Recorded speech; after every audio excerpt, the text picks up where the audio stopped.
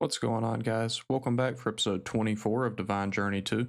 So, as you'll notice, I set up two more tier 4 blood altars in between episodes, and these do have ender tanks underneath to supply blood, but we are currently being limited by some runes that we do not have access to yet.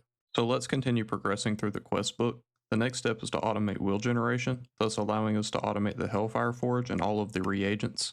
To do this, we are going to need to craft up a demon crystallizer, 5 demon crucibles, and a demon will aura gauge. So let's get the aura gauge first. If you look up in the top left, you can see that this thing adds a little visual representation of the types of demon will in a given chunk, but we don't have any currently. That's where the demon crucibles and crystallizer come into play. So now we're going to need to build out a section to contain this setup, and it's very important to have this all contained in one chunk, so let's use this one.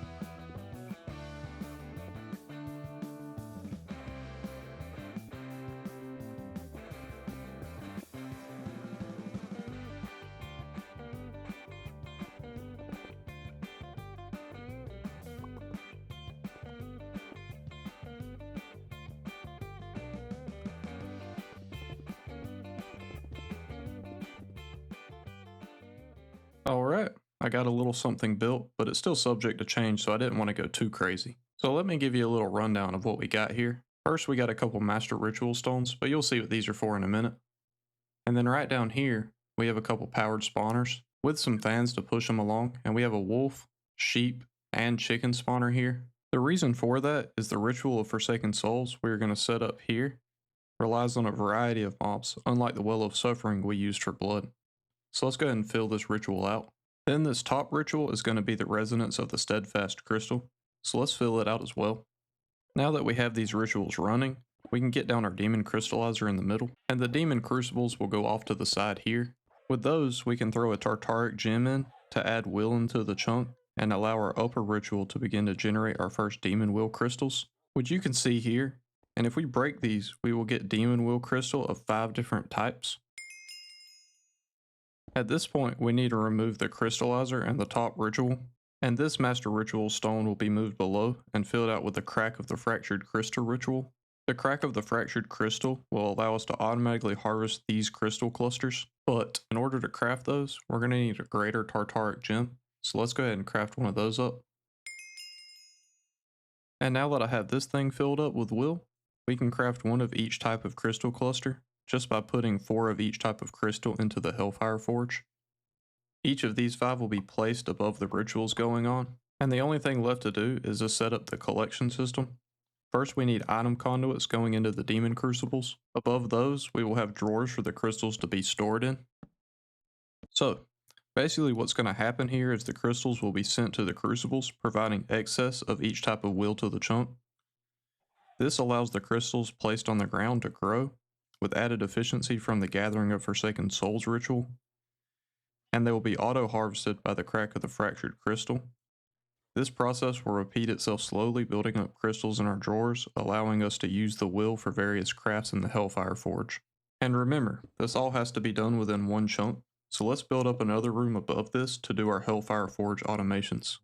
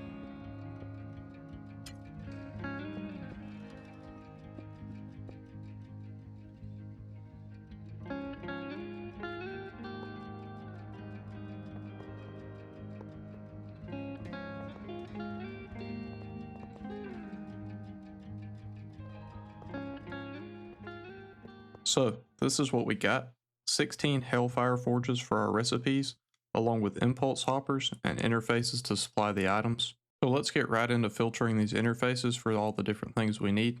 We're going to start with the left side of the room first, which leaves us still needing to automate these 9 items. But most of these we are going to wait on because they are just easier with mystical agriculture. To take care of the few items that remain, we will get down a tier 3 crafter and send in all of these items up top, allowing us to craft these prerequisites into the internal buffer and output these items. And that leaves us still needing to automate lead plates and iron mechanical components and have it auto push out into an adjacent drawer. Iron mechanical components, however, are a bit more complicated as they require another immersive engineering multi-block, the automated engineer's workbench. So let's bust out the trusty engineer's manual and see if we can figure out how to make it. Alright, I got the materials gathered up, and this seems like as good a spot as any, so let's make some room and get this thing down. Now we need to give it an engineer's blueprint and select a recipe, and we will need a way to shut it off, so we'll use a level emitter filtered for iron mechanical components, and connect it up with some frame trim so the ME system can access it. And as you can see, the shut off worked. Oh yeah, that actually came out pretty clean, which leaves us with these items to automate, and silk blocks, which are made from string. Now we're going to work on ender casings, which have a lot of prerequisite crafts. So let's get down a crafter tier 3, and one more around this corner. In the first one, we will send in this top row of items to make the prerequisite craft of end-steel bars, and output end-steel chassis, enhanced machine parts, enhanced machine chassis, and soul machine chassis.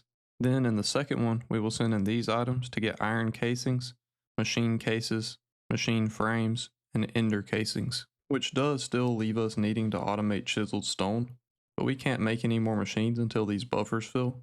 So let's get a drawer down here and work on a little building.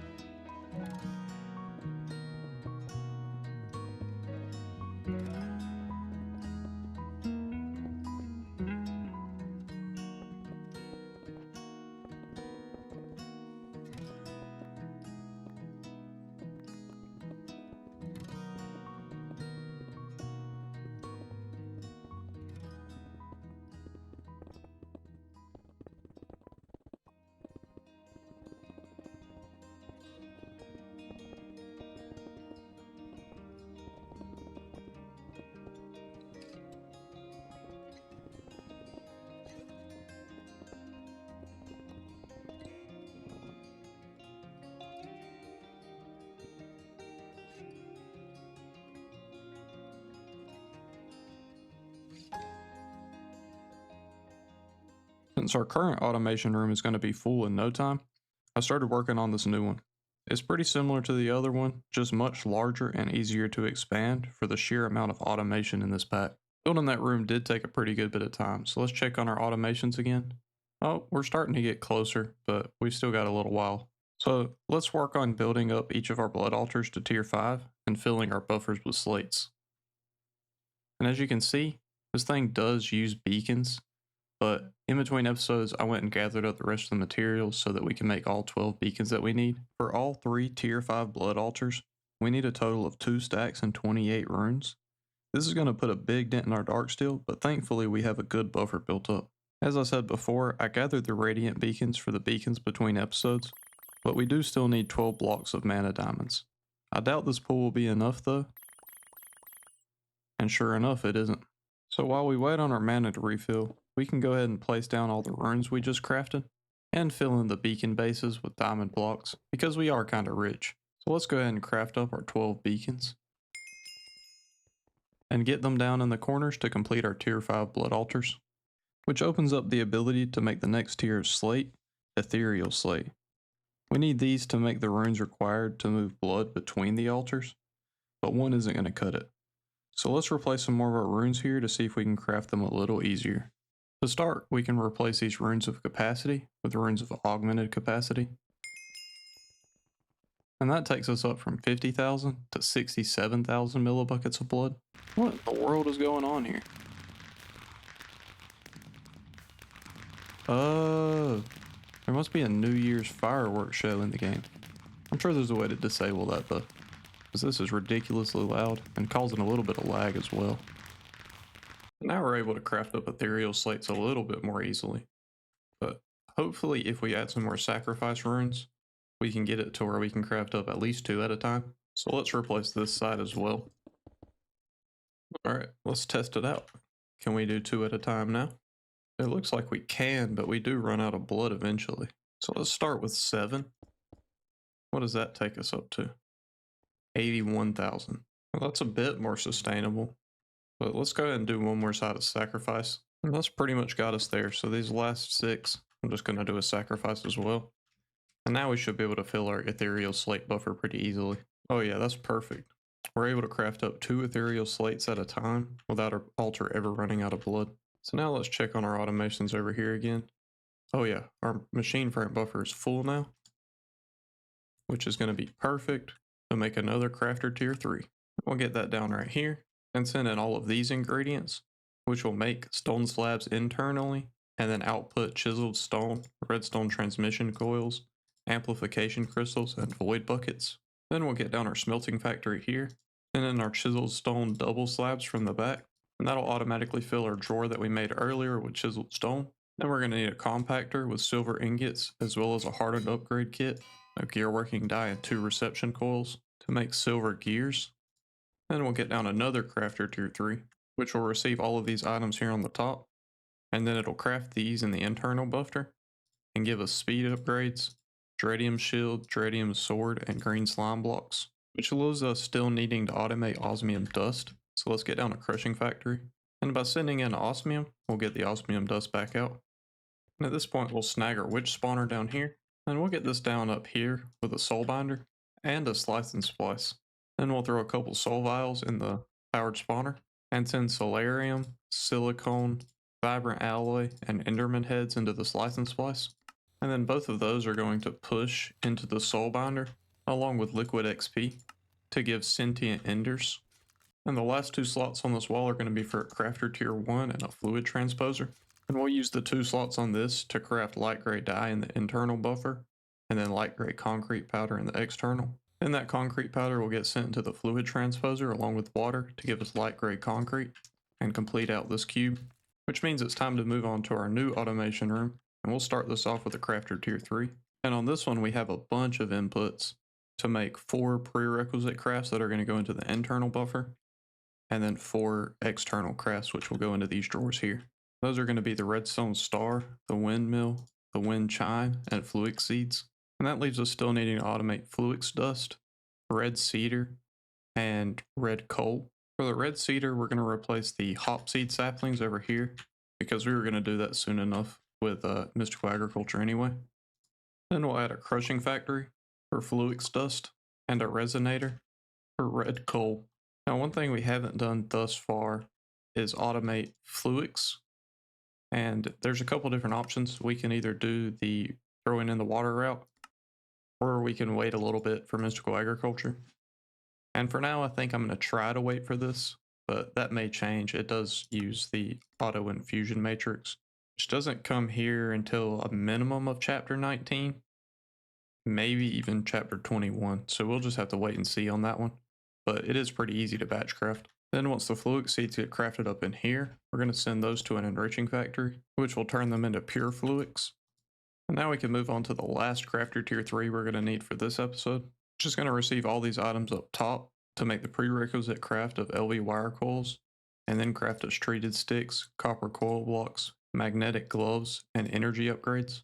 And the only thing that leaves for us to automate is copper wires. So we'll get down a compactor, copper ingots to make copper plates, and we'll send those copper plates into a sawing factory to make the copper wires. Then for the very last automation we need to do, we're going to need to craft another blood infuser. And since we can't craft an ender tank right now due to melodic alloy and pulsating crystals being missing, we're just going to snag this one. Then we'll get down our blood infuser up into the left of the frame drawer, and we'll send in industrial leather through the top. And then the ender tank can go about right here, and we'll pull from that with a fluid conduit. And that's going to give us blood infused leather, which we'll pull out with an item conduit from the bottom. And that completes that setup, and means the only thing we have left to do is filter our impulse hoppers here. Now all the input items have been automated and are automatically being sent in here. The only problem we face now is that it's also trying to put into the tartaric gem slot. But once we put some tartaric gems in here, we shouldn't have that issue. So let's start crafting up the tartaric gems we need. First, we're going to need 16 petties. 4 of these can go straight into this first set of Hellfire forges. And that opens up another problem for us where our empty buckets aren't getting pulled out. But it looks like Ender.io is capable of doing this, so we should be good on that front. And let's go ahead and set up a drawer controller with a storage bus. That way we can have each of these reagents stored in a drawer. We can work on the next set of tartaric gems, the lesser tartarics. Then one of each of these can go in the tier 2 Hellfire forges. Then we'll upgrade the remaining 8 tartaric to common. At this point, this is where we're going to start differing these out, because as you'll notice, the first 8 that we used were all regular demon will, so this one is pretty good bit lower than all these other ones. So we're going to make 2 of each of the other ones as our common ones, and that's done just by crafting the tartaric gem with one of the will crystals. So basically the way that that works is we're going to split it up so that we have one tier 3 and one tier 4 reagent being made with each type. So these 2 are being made with the destructive, and then in the next one we would switch it out for this is corrosive. And when you continue that trend all the way down, you end up with tier 1 through 4 essences fully automated, which is going to make our botania automations much easier in the coming episodes because most of the runes do use one of the cores from blood magic.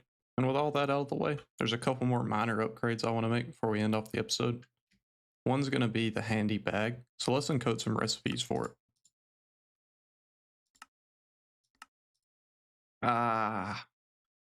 It's getting us once again. These buffers should fill up pretty soon though. Let's go check on it real quick. Yeah, we're starting to fill up the buffer for the machine case, which means before not too long, this buffer will start to fill, then that one, and then this one will, and then we'll be done.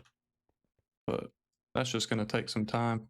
So let's go work on the other thing real quick. The other thing I want to work on is the entangled chalice, and hopefully it's not letting me craft it. It may have to be done in a regular crafting grid. Yep, that works. So hopefully what this should allow us to do is we put this here, we can pipe fluids with a fluid conduit out of this tank. So let's see. Insert on green is fine. Extract on green. And that should be getting liquid meat now, which is going into our entangled chalice. And then that's auto pumping into our meat feeder in our inventory. So at some point we may have to upgrade this setup for this mob slaughter factory. But for right now, this is going to work exactly how we want it to, and we should never have to eat again. With that done, I think this is where we're going to end the episode. So let's claim all of our unclaimed quest rewards. So everything you see here in this crate is what we got. There's some pretty decent rewards this time around. But to be honest, most of the stuff we already have automated, so not too crazy. But this is where we're going to end this episode for today. Thank you so much for watching. I really hope you enjoyed. And if you did, make sure to drop down and leave a like, comment, and subscribe. And I'll catch you in the next one.